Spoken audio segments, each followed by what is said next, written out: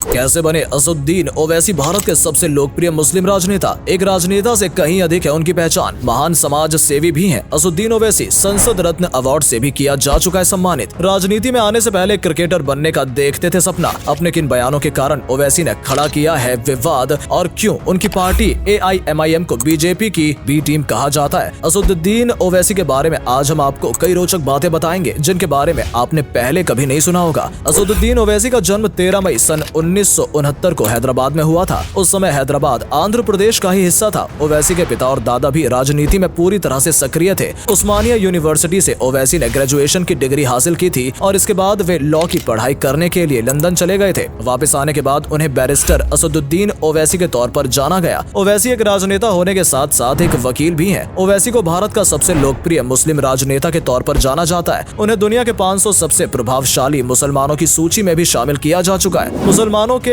हक में अक्सर वो अपनी अपनी आवाज उठाते नजर आते हैं। असदुद्दीन ओवैसी के पिता का नाम सुल्तान सलाहुद्दीन ओवैसी था और माता का नाम नजमुन्निसा ओवैसी था। उनके पिता लंबे समय तक ऑल इंडिया मजलिस ए इत्तेहादुल मुस्लिमीन यानी AIMIM के अध्यक्ष रहे थे और 20 सालों तक हैदराबाद से सांसद भी रहे थे। वर्तमान समय में असदुद्दीन ओवैसी के पास AIMIM की कमान है। AIMIM भारत की सबसे बड़ी राजनीतिक पार्टियों में से एक मानी जाती है। इसकी स्थापना सन 1927 में ब्रिटिश भारत के हैदराबाद राज्य में नवाबों के द्वारा की गई थी। आजादी के बाद असदुद्दीन ओवैसी के दादा अब्दुल वाहिद ओवैसी ने पार्टी की बागडोर अपने हाथों में ले ली और तब से इनके खानदान के पास ही इस पार्टी की बागडोर है। असदुद्दीन ओवैसी ने सन 1994 में पहली बार हैदराबाद की चार मीनार विधानसभा से चुनाव लड़ा था और अपने पहले चुनाव में उन्होंने 40,000 से अधिक वोटों से जीत दर्ज की थी। इसके बाद सन 1999 में एक बार फिर उन्होंने शानदार जीत दर्ज की। साल 2004 में ओवैसी ने हैदराबाद लोकसभा सीट से चुनाव लड़ा और इस बार भी उन्होंने ऐतिहासिक जीत दर्ज की।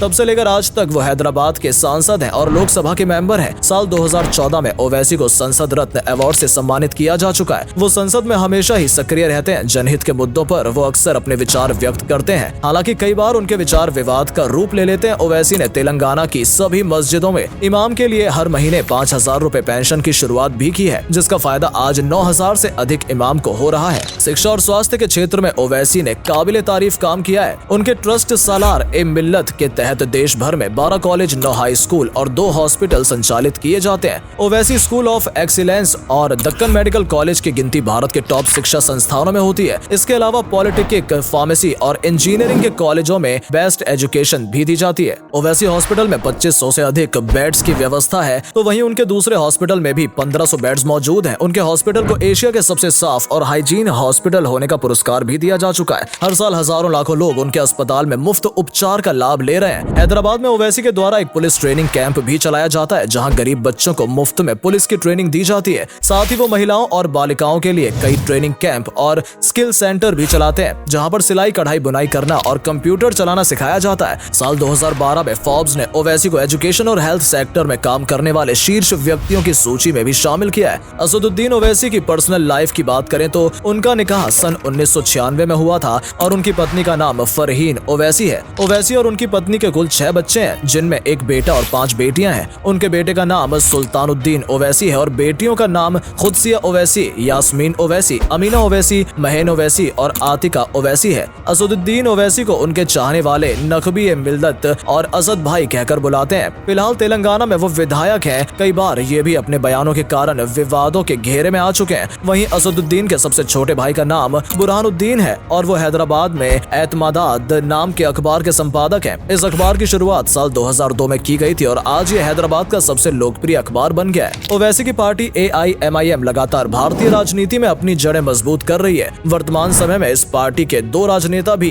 भारतीय संसद के भी सदस्य हैं। सन 1984 से लेकर आज तक AIMIM ही हैदराबाद की सीट से चुनाव जीतती आई है। साल 2014 में तेलंगाना के विधानसभा चुनावों ने पार्टी के 7 विधानसभा सीटें जीती थी, जिसके बाद चुनाव आयोग ने इसे राज्य पार्टी का दर्जा दे दिया था। साल 2020 में बिहार ने भी AIMIM 5 विधानसभा सीटें जीत चुकी और धीरे धीरे अन्य राज्यों में भी ये पार्टी अपने पैर पसार रही है। भले ही पार्टी की कमान मुसलमानों के हाथ में है, लेकिन पार्टी खुद को सेक्युलर मानती है। हैदराबाद के नगर निगम चुनावों में पार्टी ने कई हिंदुओं को भी टिकट दिया था और नगर निगम का मेयर भी बनाया था। अन्य राज्यों के चुनाव भी पार्टी हिंदू उम्मीदवारों के मैदान में उतर चुकी है। ओवैसी को बहुत से लोग केवल एक मुस्लिम राजनेता के तौर पर देखते हैं, लेकिन कई बार वे मुसलमानों के अलावा अन्य जरूरी मुद्दों पर भी अपनी आवाज उठाते नजर आते हैं। किसी भी धर्म या संप्रदाय के खिलाफ जुर्म होता है तो ओवैसी उस जुर्म के खिलाफ जरूर आवाज उठाते हैं। वो ISIS जैसे आतंकी संगठन का कई बार विरोध कर चुके हैं। कुछ साल पहले ओवैसी ने मुसलमानों को हज यात्रा के दौरान दी जाने वाली सब्सिडी का भी विरोध किया था और कहा था कि इस पैसे का इस्तेमाल महिलाओं को शिक्षित करने के लिए किया जाना चाहिए। मुंबई में 26/11 के दिन हुए हमले का भी ओवैसी ने विरोध किया था और कहा था कि भारत का प्रत्येक दुश्मन मुसलमानों का भी दुश्मन है और ऐसे लोगों को सख्त से सख्त सजा दी जानी चाहिए। हालांकि इसके विपरीत अपने कई बयानों के कारण उन्हें विवादों का सामना भी करना पड़ा है और एक रैली के दौरान ओवैसी ने कहा था कि चाहे कुछ भी हो जाए वो भारत माता की जय कभी नहीं बोलेंगे। इसके अलावा वो गौ हत्या प्रतिबंध को लेकर भी अपना विरोध जता चुके हैं। साल 2020 में कोरोना महामारी के कारण जब पहली बार पूरे देश में लॉकडाउन लगाया गया था तो उसका भी ओवैसी ने जमकर विरोध किया था। इसके अलावा सन 1993 में मुंबई बम ब्लास्ट में दोषी पाए जाने वाले याकूब मेमन की फांसी का भी ओवैसी ने विरोध किया था और कहा था कि वो एक मुसलमान है इसलिए उसे निशाना बनाया जा रहा है। इसके अलावा संसद में भी कई बार अन्य सांसदों के साथ अक्सर उनका वाद विवाद चलता रहता है। असदुद्दीन ओवैसी पिछले काफी समय से मुसलमानों और दलितों को एक मंच पर लाने की कोशिश कर रहे हैं। हालांकि कई विरोधी पार्टियां उनके ऊपर बीजेपी की भी टीम होने का आरोप भी लगा चुकी हैं। कहा जाता है कि केवल मुसलमानों के वोट काटने के लिए उन्हें चुनाव में उतारा जाता है। वहीं ओवैसी का कहना है कि चुनाव लड़ना उनका संवैधानिक अधिकार है। असदुद्दीन ओवैसी के पास आज बेशुमार संपत्ति है। उनका हैदराबाद में एक आलीशान बंगला है जिसका इंटीरियर कमाल का है। चुनाव के दौरान उन्होंने अपनी संपत्ति 13 करोड़ रुपए बताई थी। तो दोस्तों ये थी असदुद्दीन ओवैसी के बारे में कुछ रोचक जानकारी जिनके बारे में यकीनन आपने शायद ही पहले कभी सुना होगा। एक राजनेता के तौर पर असदुद्दीन ओवैसी आपको कैसे लगते हैं हमें कमेंट करके जरूर बताएं और साथ ही ओवैसी के बारे में कौन सी बात जानकर आपको सबसे ज्यादा हैरानी हुई ये भी कमेंट सेक्शन में जरूर लिखें। अगर वीडियो अच्छी लगी हो तो इसे अधिक से अधिक लाइक और शेयर अवश्य करें। आज के लिए इतना ही, आपसे फिर मिलेंगे एक नई वीडियो के साथ।